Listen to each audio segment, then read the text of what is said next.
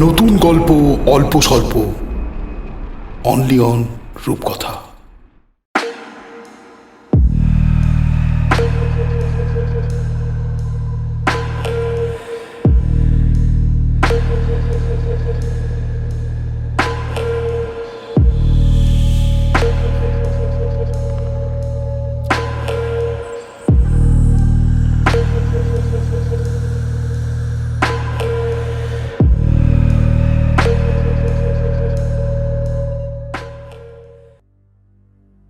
আমাদের আজকের গল্পটি প্রাপ্তবয়স্কদের জন্য। এই গল্পের সমস্ত চরিত্র ও ঘটনাবলী সম্পূর্ণ কাল্পনিক। বাস্তবের সাথে কোনো মিল থেকে থাকলে সেটা সম্পূর্ণ অনিচ্ছাকৃত ও কাকতালীয়। অলৌকিক ও রহস্য রোমাঞ্চকর কিছু গল্প দিয়ে সাজানো আমাদের এই বিশেষ নিবেদন রূপকথা। নিয়মিত নতুন নতুন গল্প শুনতে চাইলে আপনাদের কাছে অনুরোধ, রূপকথা চ্যানেলটিকে সাবস্ক্রাইব করুন। আর সবার আগে নোটিফিকেশন পাওয়ার জন্য পাশে থাকা বেল আইকনটি প্রেস করে অল করে রাখুন।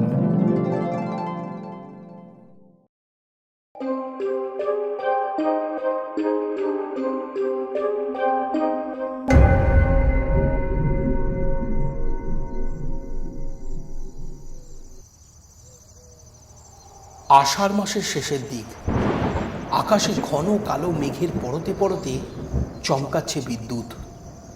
পরপর কয়েকদিনের অবিরাম বৃষ্টিতে মাঠ ঘাট জলে থই থই করছে। বিরামহীন বয়ে চলা ঠান্ডা বাতাস শরীরে কাঁপুনি ধরিয়ে দিচ্ছে।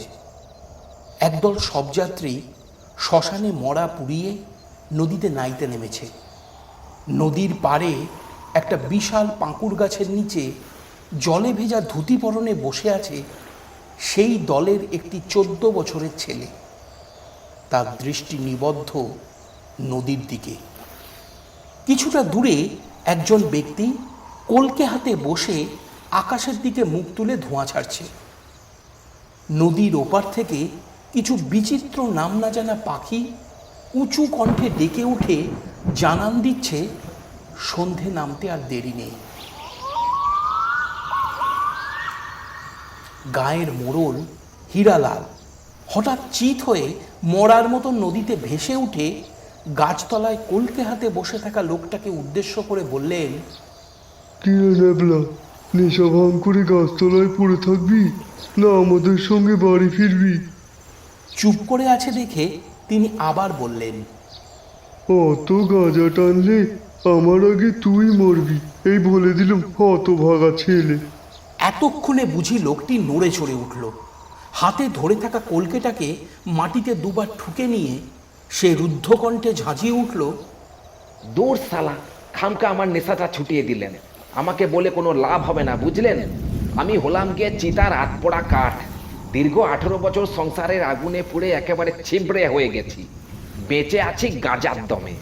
জয় বাবা ভোলেনাথ।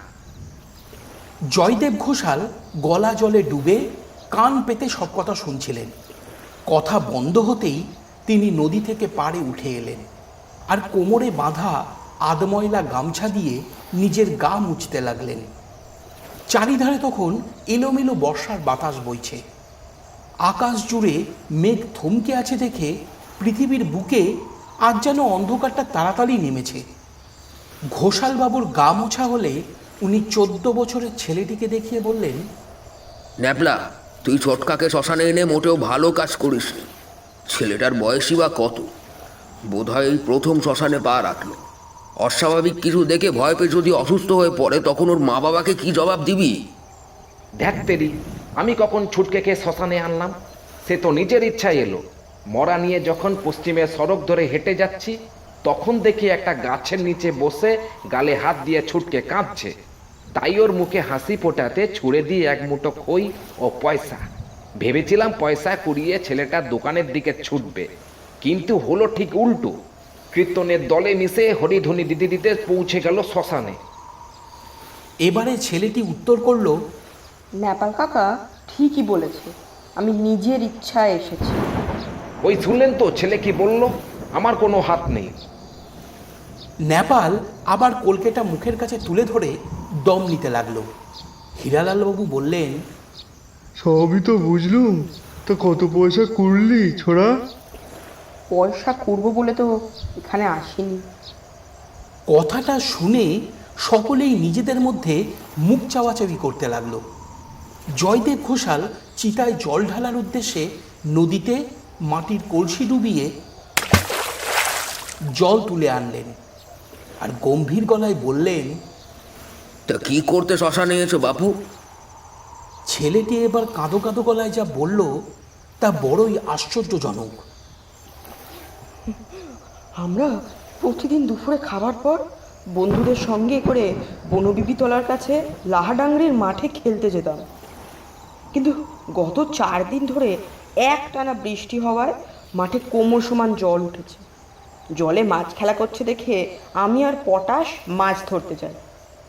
ছিপ ফেলতেই দেখি পরিষ্কার জল ক্রমেই নোংরা হয়ে উঠেছে। জলের মধ্যে শত শত রক্ত শোষার চোখ কিলবিল করে আসছে বড়শির দিকে। আমাদের গা ঘিন ঘিন করে ওঠে। ছিপ ফেলে আমরা সেখান থেকে পালাতে যাই। ঠিক তখনই আমাদের সামনে এসে দাঁড়ায় কালো কাপড় পরনে একটি মেয়ে। কপালে একটা বড় লাল টিপ আঁকা। মেয়েটি ঘোমটার ভেতর থেকে চোখ মেলে চেয়ে থাকে বন্ধু পটাশের দিকে।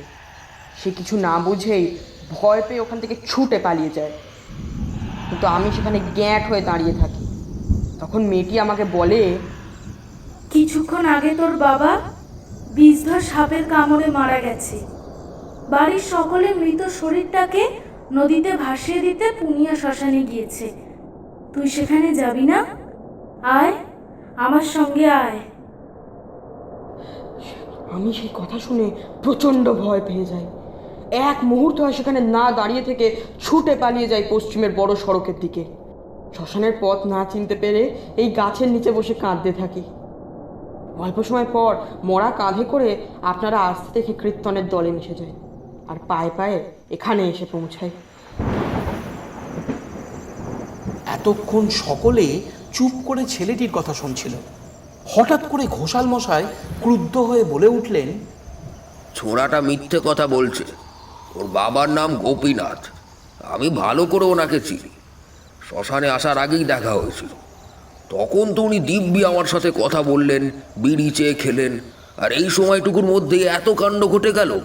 আমাদের গল্প শোনানো হচ্ছে, তাই না হারামজাদা ছেলে? এই কথা বলে ঘোষাল মশাই ছুটকের দিকে তেড়ে গেলেন। ওদিকে ছুটকে ভয়ে পালাতে লেগেছে। তখন ঘোষাল মশাই একটা মাটির ঢেলা তুলে হেঁকে বললেন, পালাবি তো ঢেলা ছুঁড়ে ঠ্যাং খোঁড়া করে দেবো। দাঁড়া দাঁড়া বলছি। ছুটকে কিছুটা তফাতে থমকে দাঁড়িয়ে গেল। গায়ের মোড়ল হীরালাল বাবু শ্মশান বন্ধুদেরকে সঙ্গে করে ছুটে গিয়ে ঘোষাল মশাইকে আটকালেন। ঠিক তখন ন্যাপলা নেশা জড়ানো লাল চোখ দুটো ঘুরিয়ে নদীর দিকে চাইতে ইশারা করলে হীরালাল বাবু ও তার সঙ্গীদেরকে। তাড়াতাড়ি তারা নদীর দিকে ছুটে গিয়ে কিছু একটা দেখে এক পা করে পিছিয়ে আসতে লাগলো। দূর দিগন্তে মেঘ চমকাচ্ছে। চারিধার থেকে শোঁ শোঁ করে এলোমেলো ঠান্ডা বাতাস ছুটে আসছে। নদীর পাড়ে এসে ঠেকেছে একটা কলার ভেলা। তার উপরে সাদা কাপড় জড়ানো অবস্থায় শোয়ানো রয়েছে একটি মৃতদেহ। ভেলার একপাশে ধূপ জ্বলছে। জয়দেব ঘোষাল মরাটাকে দেখে কাঁপা কাঁপা গলায় বললেন, এসব কি হচ্ছে? গোপীনাথকে তাহলে সত্যি সাপে কেটেছে? কথা শেষ হলো না, হঠাৎ একটা মেয়ের হাড় হিম করা বিকট হাসির শব্দ শ্মশানের এক প্রান্ত থেকে অপর প্রান্তে ছড়িয়ে পড়ল।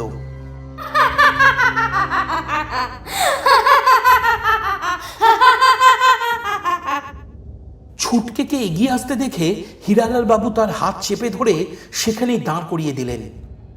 জলের উপরে ভেসে থাকা ভেলাটা চকিতে নদীর জলে ডুবে গেল। ন্যাপলা একবার কুঁকিয়ে উঠল। পর মুহূর্তে সে নিজের 2 হাত দিয়ে মাথাটাকে শক্ত করে চেপে ধরে রেখে একেবারে মুচড়ে উল্টো দিকে ঘুরিয়ে দিল। তার ভাবভঙ্গি দেখে স্পষ্টতই বোঝা গেল কোনো অদৃশ্য শক্তির দ্বারা সে চালিত হয়ে এই কাজ করেছে। না হলে কোনো মানুষ এমনটা করতে পারে না। অতিরিক্ত ভয় ও আতঙ্কে শ্মশান যাত্রীরা সকলেই চেতনাহীন জড় বস্তুর মতন দাঁড়িয়ে রইল। দ্রুত বেগে পৃথিবীটা যেন অন্ধকারে ডুবে গেল। ঝোপে ঝাড়ে ঝিঝির ডাকের সাথে ব্যাঙের উল্লাস কলরব মিলেমিশে একাকার হয়ে গেল। এক মুহূর্ত পরেই শোনা গেল শেয়ালের ডাক। অন্ধকারে কিছুই আর দেখা যায় না, কারোর কোনো সাড়া শব্দ নেই। এইভাবে বেশ কিছুক্ষণ কাটার পরে হঠাৎ একবার বিদ্যুৎ চমকে উঠল নদীর ওপারে। আর সেই আলোয় স্পষ্ট দেখা গেল শ্মশান যাত্রীরা তীর বেগে ছুটে চলেছে গ্রামের পথে। তারা নিজেদের মধ্যে বলাবলি করছে, যাক, এই বলুন গোচাল মশাই, আমরা পালিয়ে এসে ভালোই করেছি। হ্যাঁ, ঠিকই বলছো। একে কৃষ্ণাষ্টমী, তার উপরে মঙ্গলবার। মোক্ষম যোগাযোগ মিলে গেছে। গ্রামে আবার কোনো বিপদ আসতে চলেছে। পালাও সকলে। কিন্তু আপনারা ন্যাপা কাকাকে একলা নদীর পাড়ে ফেলে রেখে কেন চলে এলেন? কারণ সে মরে গিয়েছে। কথাটা শুনে সকলের গা শিউরে উঠল। দ্বিগুণ বেগে তারা ছুটতে লাগলো। অপরদিকে নদীর পাড়ে ন্যাপলার পড়ে থাকা মৃতদেহটাকে ঘিরে শেয়ালের দল ক্রমশ এগিয়ে আসতে থাকে। হঠাৎ আকাশ বাতাস চিরে চিৎকার করে মৃতদেহের লোভে ঝাঁপিয়ে পড়ে একটি দীর্ঘদেহী নারী অবয়ব।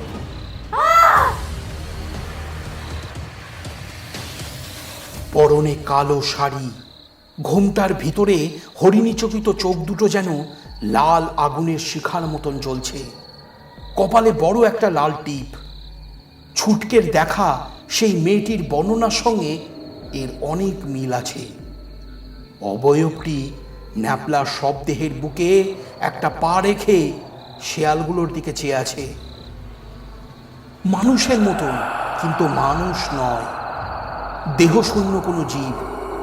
তন্ত্র সাধনার এক অমোঘ টানে সে আজ পৃথিবীকে স্পর্শ করেছে।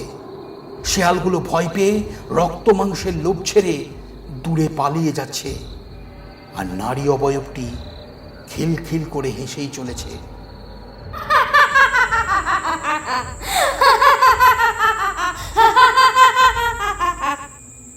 ক্রমেই রাত বাড়তে লাগলো। পুনিয়া শ্মশানে দেখা গেল একজন কঙ্কালসার দেহধারী বৃদ্ধ সাধু ধুনি জেলে বিবস্ত্র হয়ে পদ্মাসনে বসে বিড়বিড় করে মন্ত্র পড়ে চলেছে। মাথার জটা পাক খেয়ে চূড়ার মতন উপরে উঠে গেছে, আর সেখান দিয়ে অনর্গল ধোঁয়া বেরোচ্ছে। দেখে মনে হচ্ছে পাকানো জটার মাঝে ধিকি ধিকি করে আগুন জ্বলছে। কিন্তু আশ্চর্য ব্যাপার হলো, আগুন জটার কোনো অংশকে স্পর্শ পর্যন্ত করতে পারছে না। নির্জন শ্মশান, কেউ কোনো দিকে নেই। নিকষ কালো অন্ধকারে মাঝে মধ্যে দুই একটা জল জলে শেয়ালের চোখ উকি দিয়ে আবার কোথায় যেন মিলিয়ে যাচ্ছে। ধুনির চারিপাশে অনেকগুলো মাটির সরা রাখা আছে। কোনোটাতে জ্যান্ত সাপ, আবার কোনোটাতে কাক, শালিক, চড়ুই, চিল ও শকুনের কাটা মাথা রাখা আছে। এছাড়া পেঁচার নখ, দেশি মদ, 5টা জ্যান্ত পাঁঠা, সিঁদুর, নিমের ডাল, নরমুন্ডু ইত্যাদি। হঠাৎ শ্মশান লাগোয়া শালবনের গাছগুলো অস্বাভাবিকভাবে এক ঝলক কেঁপে উঠল। সাধু সেই দিকে চেয়ে দুই বাহু ছড়িয়ে চিৎকার করে বলে উঠলেন, পিশাচিনী তোর নামের গুণে শ্মশান কুলে সব দেহ যে কাঁপে, আমার ক্রিয়া ভঙ্গ হলে লাঠি মেরে মুখ ভেঙে দেবো একেবারে। পরক্ষণেই শোনা গেল আবার সেই হাড়হীন করা বিকট হাসির শব্দ।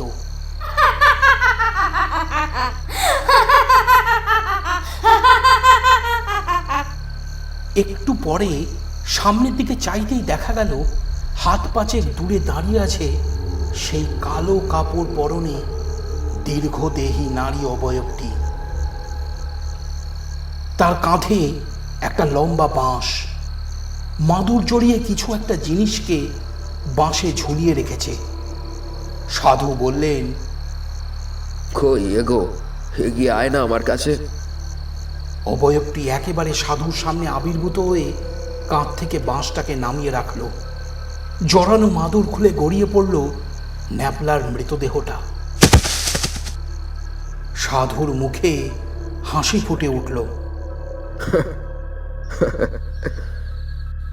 তিনি আসন ছেড়ে উঠে দাঁড়িয়ে মরার বুকে চেপে বসলেন। সেই মুহূর্তে আবারও দিক দিগন্ত উদ্ভাসিত করে বিদ্যুৎ চমকালো। আর বিদ্যুতের উজ্জ্বল আলোয় দেখা গেল নারী অবয়বটি জ্যান্ত কালো পাঁঠার মাথাগুলোকে চিবিয়ে চিবিয়ে খাচ্ছে। সাধু চোখ বুঝে মরার উপরে বসে রইলেন। এতটুকু নড়াচড়া পর্যন্ত নেই তার, যেন তিনি মরে কাঠ হয়ে গেছেন। ধুনি জ্বলছে।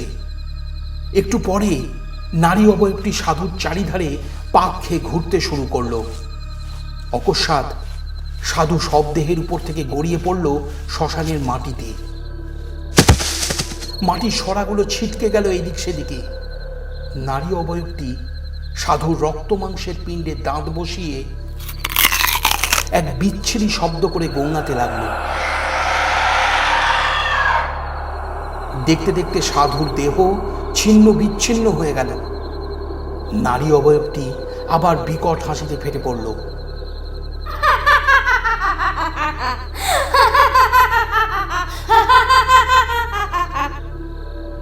এমন সময় ন্যাপলার মৃতদেহটা নড়ে চড়ে উঠল। চোখ খুলে গেল। কয়েক মুহূর্তের জন্য শরীরের শিরা উপশিরা ছিঁড়ে বেরিয়ে আসতে চাইল। তারপর অবিকল সাধুর কণ্ঠে হুঙ্কার ছেড়ে সে বলে উঠল, পিশাচিনী তোর নামের গুণে শ্মশানকুলে সব দেহ যে কাঁপে, আমার ক্রিয়া ভঙ্গ হলে লাঠি মেরে মুখ ভেঙে দেবো একেবারে।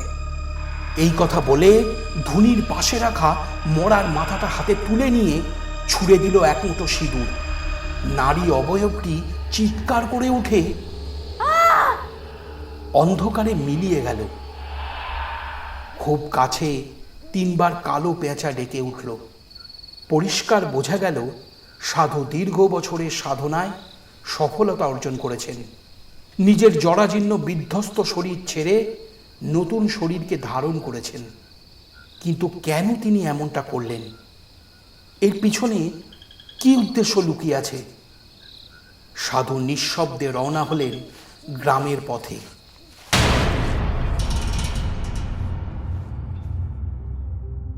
নমস্কার, আমি অঙ্কুশ মৈত্র। আমার লেখা কালিকাচরণ তান্ত্রিকের 22টা গল্প আপনারা এর আগেই রূপকথা শুনেছেন।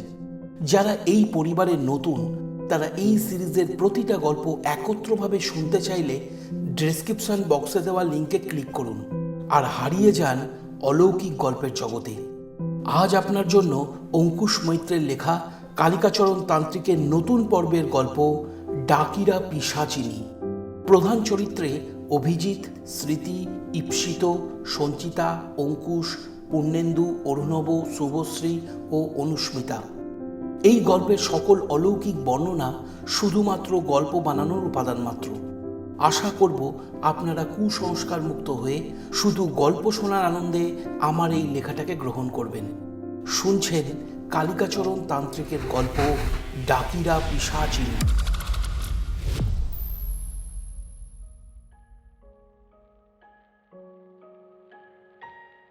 কমলেশবাবু গত 35 বছর হল চাকরি সূত্রে সোদপুরে বাড়ি তৈরি করে আছেন।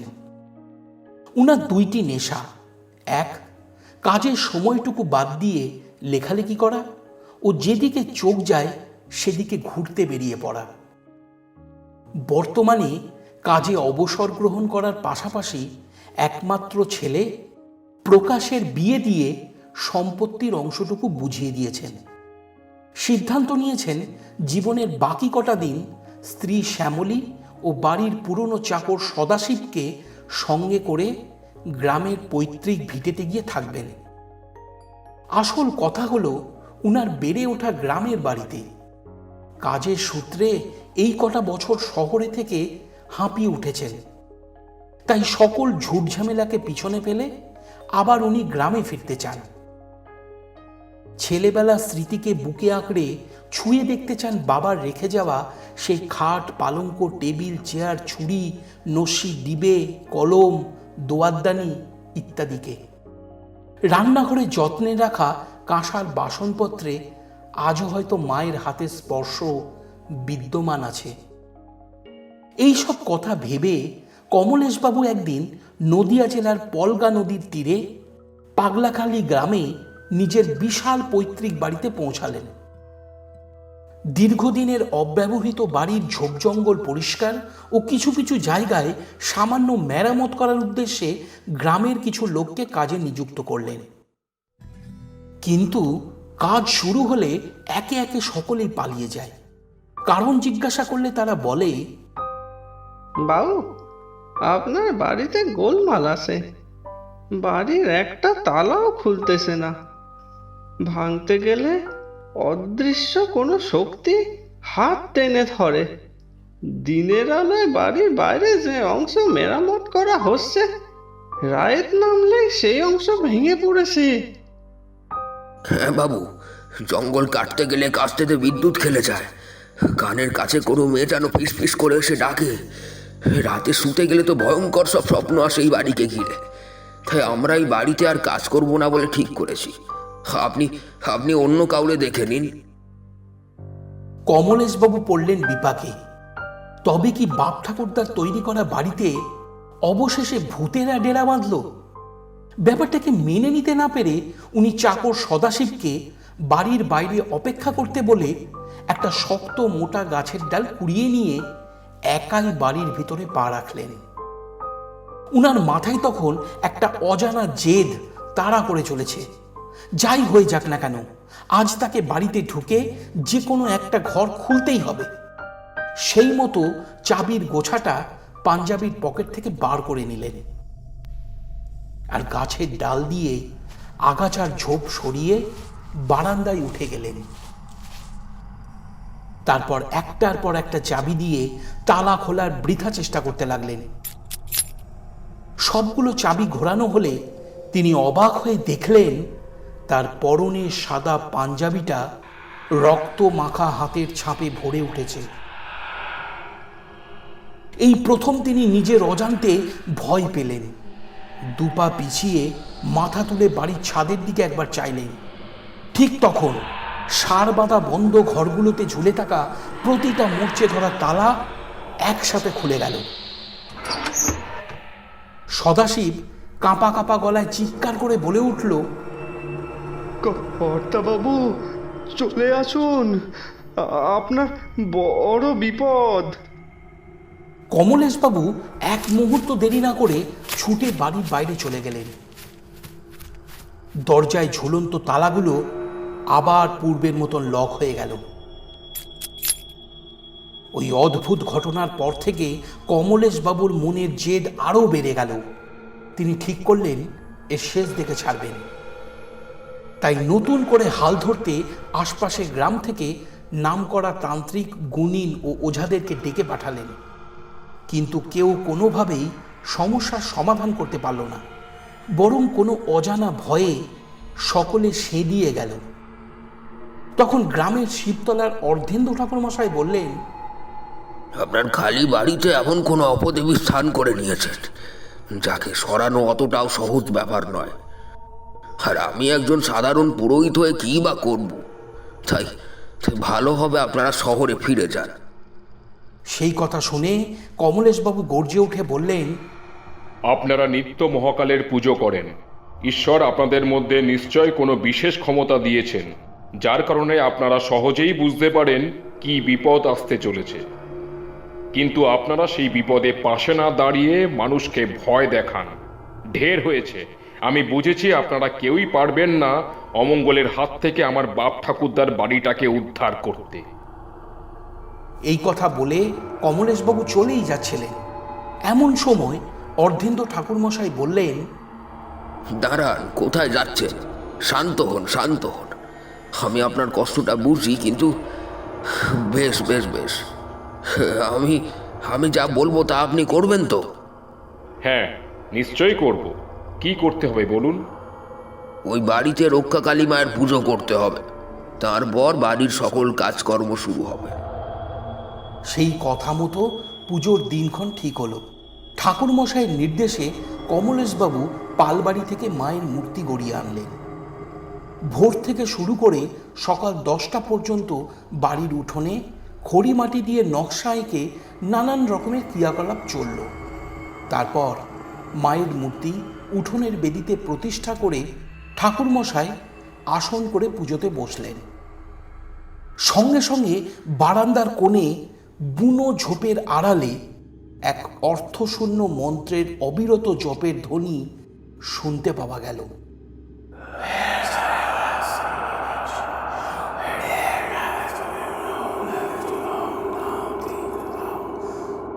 ঠাকুরমশাই বিচলিত হয়ে আসন ছেড়ে উঠে দাঁড়ালেন।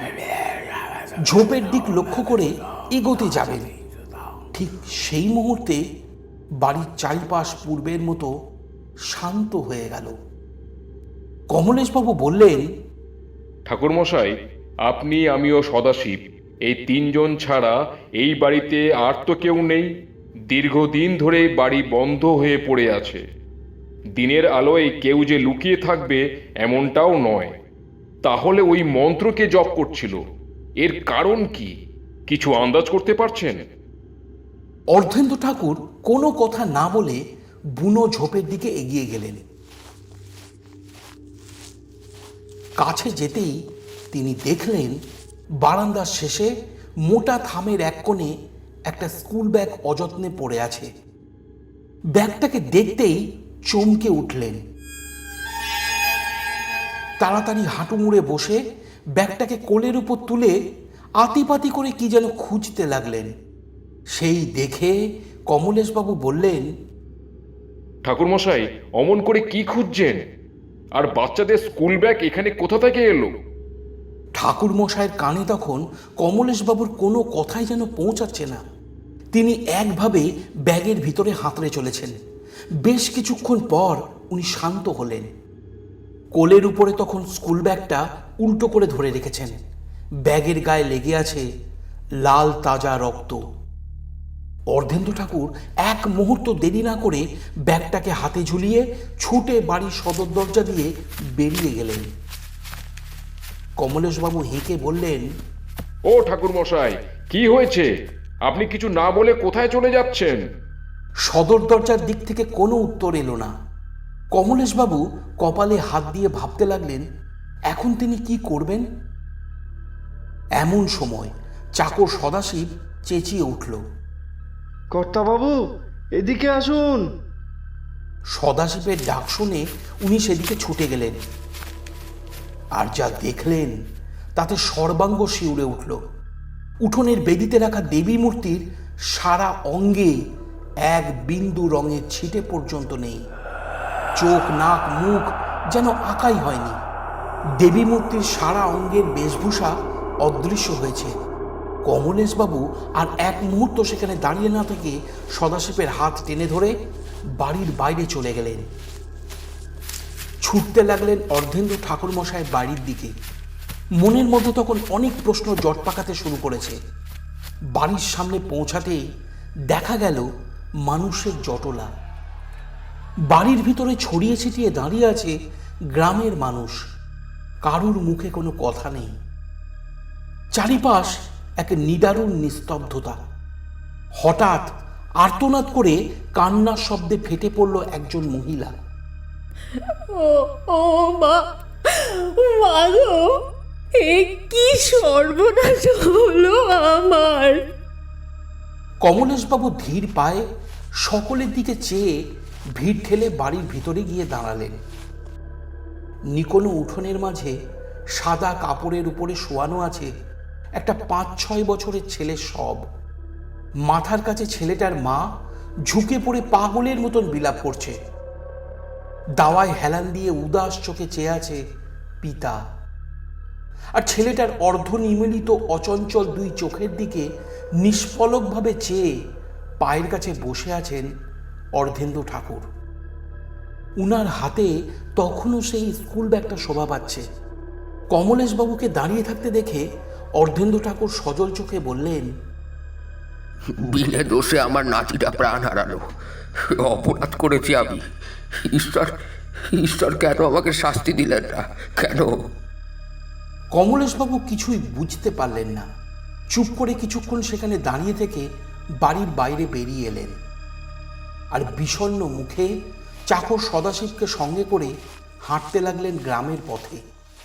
সদাশিব মনিবের মনের অবস্থা আঁচ করে বললেন, কর্তাবাবু, আপনি এই দুর্ঘটনার জন্য নিজেকে দোষ দেবেন না। আপনি তো কোনো অন্যায় করেননি।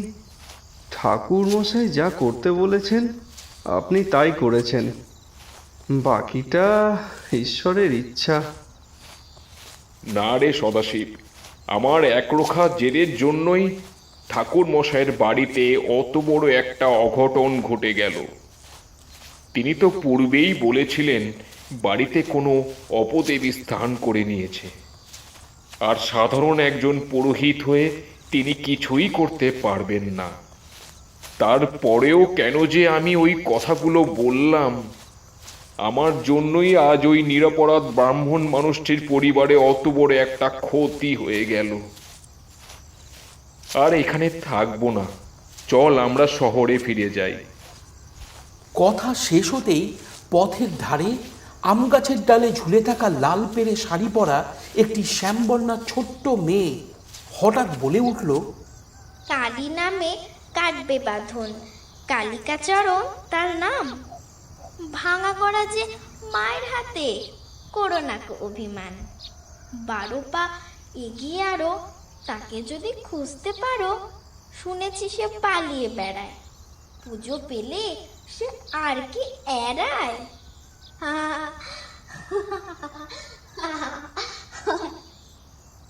এই মেয়ে, ভর দুপুরে আম গাছে চড়ে কবিতা আওড়াচ্ছিস কেন রে? পড়া মুখস্থ হয়নি বুঝি? পড়া কি গো, আমার তো বিয়ে হয়ে গেছে। এতটুকু মেয়ে, তোর আবার বিয়ে হলো কবে? কে তোর স্বামী?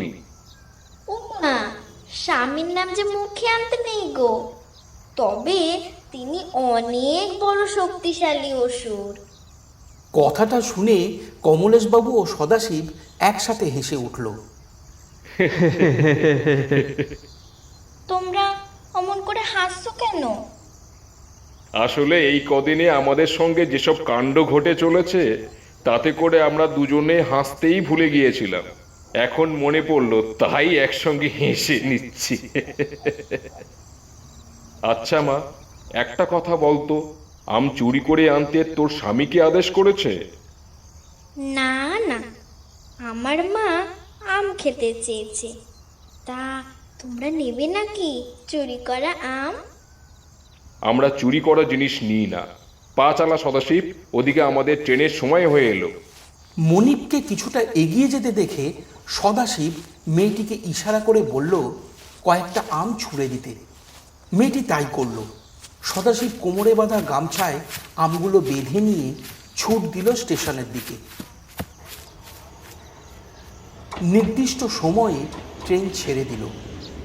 ঘন্টা দুয়েক পর ট্রেনটা যখন নৈহাটি স্টেশনে গিয়ে পৌঁছালো, তখন কমলেশবাবু সদাশিবের হাতে কিছু টাকা গুঁজে দিয়ে গরম গরম কচুরি কিনে আনতে বললেন। সদাশিব স্টেশনে নামল। ছোট্ট একটা দোকানকে ঘিরে মানুষের ভিড়। সেখানে গরম তেলে কচুরি ভাজা হচ্ছে। বেশ কিছুক্ষণ দাঁড়িয়ে থেকে যখন ট্রেন ছাড়ার সময় হলো, তখন কমলেশবাবু হাত নেড়ে সদাশিবকে ট্রেনে চড়তে ইঙ্গিত দিলেন। কচুরি আর কেনা হলো না। সদাশিব ছুটতে লাগলো। ছুটতে গিয়ে আমের ভারে কোমরের গামছার বাঁধন আলগা হলো। স্টেশনের মাটিতে গড়িয়ে পড়ল দুটো আম। সেই দেখে কমলেশবাবুর চোখ উঠল কপালে। সদাশিব ফিরে এলে উনি ধমক দিয়ে বললেন, আমার বারণ করা সত্ত্বেও হতবাগা তুই ওই চুরি করা আমগুলোকে ট্যাঁকে গুজলি। দূর হয়ে যা আমার চোখের সামনে থেকে। সদাশিব কাঁচুমাচু মুখ করে বললে, কর্তাবাবু, বড় ভুল হয়ে গেছে, এবারের মতো ক্ষমা করে দিন। বড় বড় গাছ পাকা আম দেখে লোভ সামলাতে পারিনি। যতই হোক, আপনার গ্রামের ফল অবহেলা করি কিভাবে? একখান চেখে দেখেছি, বড় ভালো খেতে। কথাটা শুনে কমলেশবাবু সদাশিবের কাছ থেকে একখান আম চেয়ে নিয়ে নেড়ে চেড়ে দেখতে লাগলেন। মনে মনে ভাবলেন, অন্যের গাছের চুরি করা আম খাওয়া কি ঠিক হবে? ওদিকে সকাল থেকে পুজো হবে বলে কিছুই খাওয়া হয়নি। তাই বললেন, গ্রামের ফল বলেই খাচ্ছি, না হলে চুরি করা জিনিস আমি গ্রহণ করি না। সদাশিবের ঠোঁটে হাসি খেলে গেল। কমলেশবাবু আমের টুকরো মুখে দিতেই চোখ বুঝলেন। সমস্ত শরীরটা যেন আবঝা ধোঁয়ার চাদরে মুড়ে গেল। কয়েক মুহূর্ত পরে ধোঁয়াটে কুয়াশাচ্ছন্ন ভাব কেটে পৌঁছে গেলেন পিছনে ফেলে আসা সেই ছেলেবেলার দিনগুলোতে। রৌদ্রোজ্জ্বল দিগন্ত, পলগা নদীর পাড়ে একজন ঢাকি নিচে নিচে ঢাক বাজাচ্ছে, আর একদল ছেলে মেয়ে গায়ে ধুলো মেখে ভিড় করে তা দেখছে। পাগলাখালি গ্রামের মাঝে বড় বটগাছের নিচে একটা রাখাল গরুর গায়ে হেলান দিয়ে ঘুমাচ্ছে। খামার বাড়ির উঠোনে একজন কৃষক বাঁশ পিটিয়ে গম ঝাড়ছে।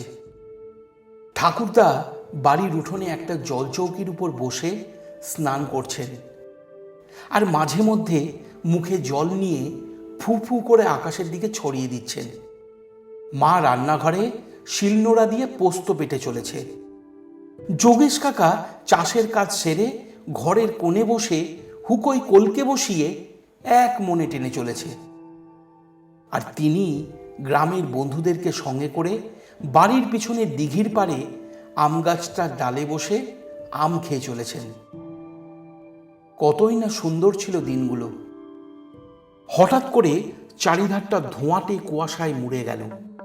তিনি কিছুই দেখতে পাচ্ছেন না, শুনতে পাচ্ছেন না বন্ধুদের কথাবার্তা। অল্পক্ষণ পরে ধোঁয়াটে ভাব কেটে গেল। নিজেকে আম গাছের ডালে একা বসে থাকতে দেখলেন। বাড়িতে কোনো জনমানুষের চিহ্ন নেই। চারিধারটা বুনো ঝোপ জঙ্গলে ভরে উঠেছে। দমকা বাতাসে বাড়ির সদর দরজার পাল্লাটা অবিরত বাড়ি খেয়ে চলেছে। মুহূর্তের মধ্যে এক অজানা ভয় উনাকে গ্রাস করে নিতে লাগলো। লাফিয়ে পড়লেন আম গাছের ডাল থেকে, ছুটে পৌঁছে গেলেন রান্নাঘরের সামনে।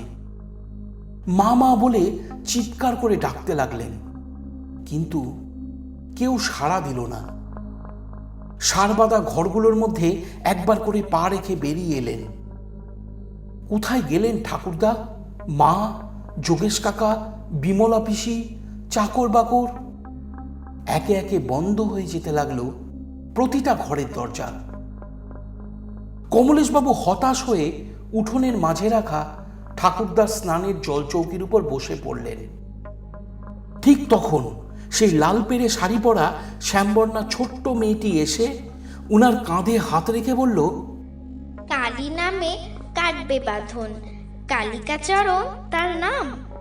ভাঙা করা যে মায়ের হাতে, করো না কো অভিমান। 12 পা এগিয়ে আরো, তাকে যদি খুঁজতে পারো।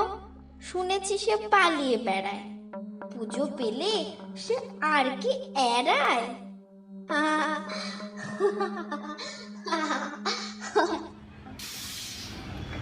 সদাশিবের ডাকে কমলেশবাবুর চেতনা ফিরে এলো। কর্তাবাবু! চোখ খুলে দেখলেন ট্রেন কখন যেন সোদপুর স্টেশনে পৌঁছে গেছে। তাড়াতাড়ি চোখ রগড়ে উনি নেমে পড়লেন ট্রেন থেকে। সোদপুরের বাসভবনে ফিরে গ্রাম থেকে আনা আমগুলোর মধ্যে থেকে একটা আম বেছে নিয়ে বাড়ির ছোট্ট বাগানে পুঁতে দিলেন। চিন্তা করলেন, আর কোনোদিনই হয়তো গ্রামের পৈতৃক বাড়িতে ফিরে যেতে পারবেন না। বাকি জীবনটা তাকে শহরেই কাটাতে হবে। তাই গ্রাম থেকে আনা আমের বীজে যদি একটা নতুন চারা গাছ জন্মায়, তাহলে এই আম গাছটাকে ঘিরে শহরের মাটিতে গ্রামের স্মৃতিটুকু অন্তত বেঁচে থাকবে। 1 সপ্তাহ পর সদাশিবের যত্ন পেয়ে আমের আঁটি থেকে নতুন চারা গাছ জন্মালো। সেই দেখে কমলেশবাবু আনন্দে দিশাহারা হয়ে গেলেন। কিন্তু সেই আনন্দ বেশি দিন টিকল না। এক ঝড়জল মুখরিত অমাবস্যা রাতে দেখলেন সেই লাল পেরে শাড়ি পরা শ্যামবর্ণা ছোট্ট মেয়েটি বাড়ির বাগানে বৃষ্টিতে ভিজে আম গাছের চারিপাশে গোল করে ঘুরছে। প্রথম প্রথম ব্যাপারটাকে চোখের ভুল মনে করে এড়িয়ে গেলেন, কিন্তু দিন যত এগোতে লাগলো সেই ধারণা বদলে গেল। প্রতি অমাবস্যা রাত নামলেই মেয়েটি বাড়ির বাগানে এসে হাজির হয় আর আম গাছের চারিধারে গোল গোল করে ঘুরে ইনিয়ে বিনিয়ে কাঁদতে থাকে।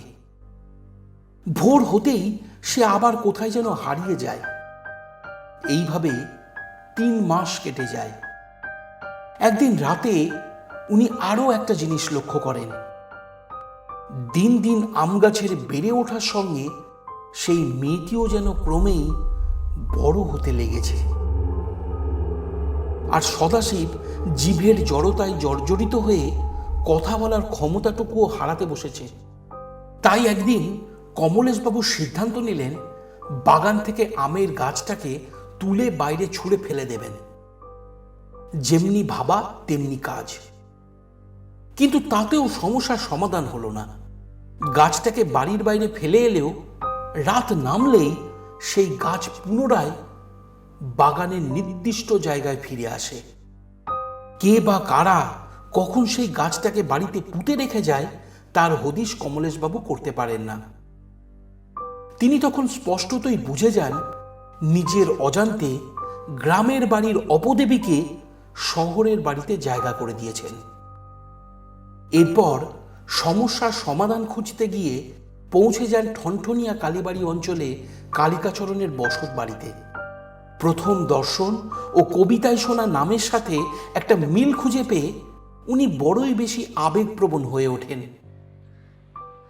কালিকাচরণের পা জড়িয়ে ধরে বিলাপ করে বলেন, কালী নামে কাটবে বাঁধন, কালিকাচরণ তার নাম, ভাঙা গড়া যে মায়ের হাতে, করুণাকো অভিমান, 12 পা এগিয়ে আরো তাকে যদি খুঁজতে পারো, শুনেছি সে পালিয়ে বেড়ায়, পুজো পেলে সে আর কি এড়ায়। ঠাকুরমশাই, আমি বিগত 9 মাস ধরে এই একই কবিতার লাইন প্রতি অমাবস্যার গভীর রাতে শুনে আসছি। বারবার মনে হয়েছিল এই কবিতা আমার কাছে অর্থহীন, কিন্তু আজ আপনার দর্শন পেয়ে কেন জানি না মনে হচ্ছে এই লাইনগুলোর একটা বিশেষ মানে আছে, যার সম্পর্ক আপনাকে ঘিরে। কালিকাচরণ কমলেশবাবুর 2 কাঁধ ধরে বলল, মৃত্যুর পূর্বে হেরে যেও না কভু, জেনে রেখো আজও জেগে আছেন জগৎ প্রভু। আপনি শান্ত হন, আমি আপনার সব কথা শুনব। তার আগে আমার পা ছেড়ে আসন গ্রহণ করুন আর পুরো ঘটনাটা খুলে বলুন। কমলেশবাবু নিজেকে সামলে নিয়ে কম্বলের আসনে বসলেন। তারপর একে একে সব কথা বলতে লাগলেন। বর্ণনা থেকে বাদ পড়ল না কোনো কিছুই। সব কথা শুনে কালিকাচরণ সেই দিনই কমলেশবাবুর সোদপুরের বাড়িতে গিয়ে পৌঁছালো। স্টেশন থেকে 7 মিনিটের হাঁটা পথ পেরিয়ে আমরা যখন বাড়ির সামনে গিয়ে পৌঁছালাম তখন বিকেল 5টা। অনেকটা জায়গার উপর নতুন ধাঁচে রংচং করা সুন্দর একটা দোতলা বাড়ি।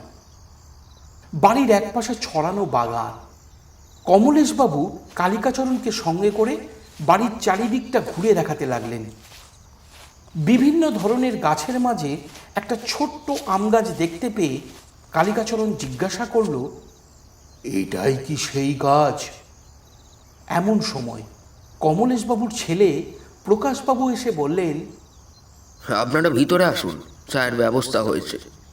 কথায় ছেদ পড়ল। আমরা 3 জনে বৈঠকখানা ঘরে গিয়ে বসলাম।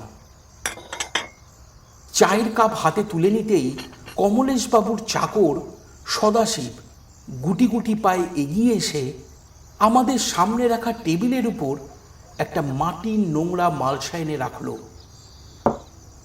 মালসার মধ্যে কিছুটা মাটি, 1 টুকরো ছেঁড়া কাপড়, আটপোড়া ছোট্ট বাঁশের টুকরো, শুকনো কিছু দুব্বা ঘাস ও গাঁদা ফুল রাখা। কমলেশবাবু গুম হয়ে বসে রয়েছে দেখে মুখ খুলল প্রকাশবাবু। সদাশিব কাকা, এসব কি হচ্ছে? নিয়ে যাও এগুলো এখান থেকে, আর বাইরে ফেলে দিয়ে এসো। কথাটা শুনে সদাশিব হাসতে শুরু করলো।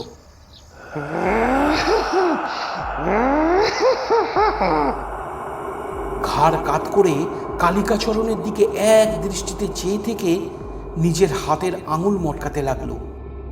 কিছু বুঝে উঠতে না পেরে বাপ ও ছেলে কিছুটা দূরত্বে সরে দাঁড়ালো। স্পষ্টতই বোঝা গেল সদাশিবের এ হেন কাণ্ড দেখে উনারা বেশ ভয় পেয়েছেন। হঠাৎ সদাশিবের হাসির স্বরটা খিঁচিয়ে উঠে বলল, আপনি কে? কি উদ্দেশ্য নিয়ে এই বাড়িতে এসেছেন? কথাটা শুনতেই আমার সর্বাঙ্গে কাঁটা দিয়ে উঠল।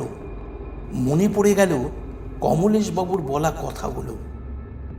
উনি বলেছিলেন জিভের জড়তায় জর্জরিত হয়ে সদাশিব কথা বলার ক্ষমতাটুকু হারিয়েছে। তাহলে সে সকলের সামনে দাঁড়িয়ে কি করে কথা বলছে? আমি যখন দাঁড়িয়ে এইসব ভাবছি, তখন কালিকাচরণের মুখের দিকে তাকিয়ে দেখি তার দুই চোখে আগুনের ফিনকি ছুটছে। কখন যেন কাঁধের ঝোলা থেকে এক মুঠো সিঁদুর বার করে মন্ত্র পড়ে চলেছে। কয়েক মুহূর্ত পরে সেই মন্ত্রপ্লুত সিঁদুর ছুঁড়ে দিল সদাশিবের দেহে। সঙ্গে সঙ্গে অনুভব করলাম একটা তীব্র পচা দুর্গন্ধ ঘরের মধ্যে ক্রমেই যেন ছড়িয়ে পড়ছে। সদাশিব কাঁপতে শুরু করেছে।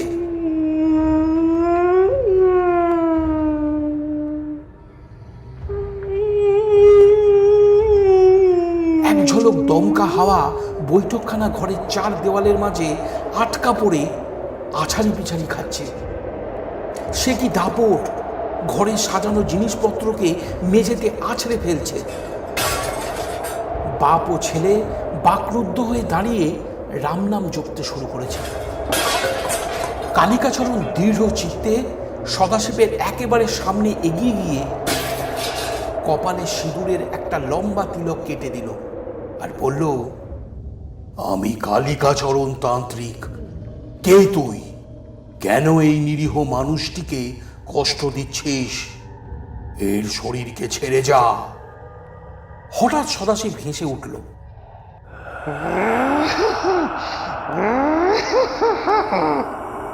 নিজের মুখ বাড়িয়ে কালিকাচরণের কানের খুব কাছে রেখে মেয়েলি কণ্ঠে বলে উঠল, চলে যা, চলে যা এই বাড়ি থেকে, না হলে যাকে তুই বাঁচাবি বলে এখানে এসেছিস তাকেও প্রাণে মেরে দেব।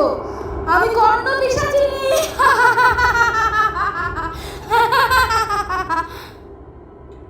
কালিকাচরণ গম্ভীর গলায় বলল, আমার ক্রোধ তোর চেয়েও 1000 গুণ বেশি তীব্র। আজ তুই বুঝবি। এই কথা বলে কালিকাচরণ সদাশিবের হাসি মুখে বেরিয়ে থাকা জিহ্বার অগ্রভাগ লক্ষ্য করে একটা সিঁদুর মাখানো বেলের কাঁটা বিধিয়ে দিল আর মনে মনে মন্ত্র পড়তে লাগলো। মেঝেময় ফোঁটা ফোঁটা হয়ে গড়িয়ে পড়ল লাল তাজা রক্ত। অনেকক্ষণ পর ঘরের চারিধার পূর্বের মতন শান্ত হয়ে গেল। সদাশিব আস্তে আস্তে সাড়া দিয়ে জড়ানো গলায় ডেকে উঠল, বাবু, আমি কোথায়? কালিকাচরণ জিহ্বার অগ্রভাগ থেকে বেলের কাঁটাটা তুলে নিতেই সদাশিব ঝিমিয়ে পড়ল। আমি তাকে ধরে ঘরের একটা চেয়ারে বসিয়ে দিলাম। কালিকাচরণ টেবিলের উপর রাখা মাটির মালসাটাকে সন্তর্পণে কাঁধের ঝোলায় তুলে রাখছে দেখে কমলেশবাবু জড়ানো গলায় বললেন, পণ্ডিত মশাই, সদাশিব ঠিক আছে তো? হ্যাঁ, চিন্তা করবেন না। এই বাড়ির উপর থেকে সকল বিপদ কেটে গেছে। সদাশিব ওই মাটির মালসাটা পেল কোথা থেকে? সব প্রশ্নের উত্তর দেব। তার আগে আপনাদেরকে একটা কথা বলে রাখি।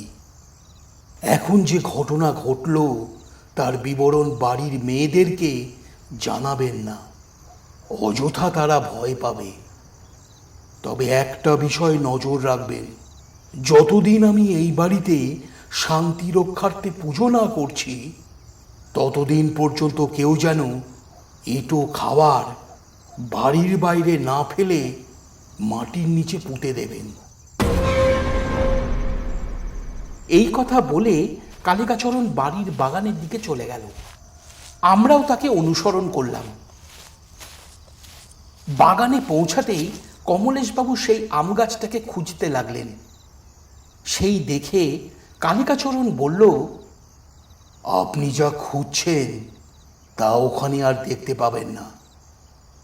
আপনারা ভিতরে আসুন, আমি সবিস্তারে সব কথা বলছি।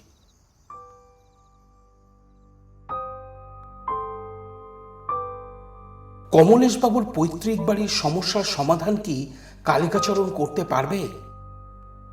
শ্যামবর্ণা ছোট্ট মেয়েটি আসলে কে? অর্ধেন্দু ঠাকুরমশাই মায়ের পুজো সম্পন্ন না করেই কেন রক্তমাখা স্কুল ব্যাগটা নিয়ে ছুটে পালিয়ে গেলেন? উনার নাতির অকাল মৃত্যু হলো কেন?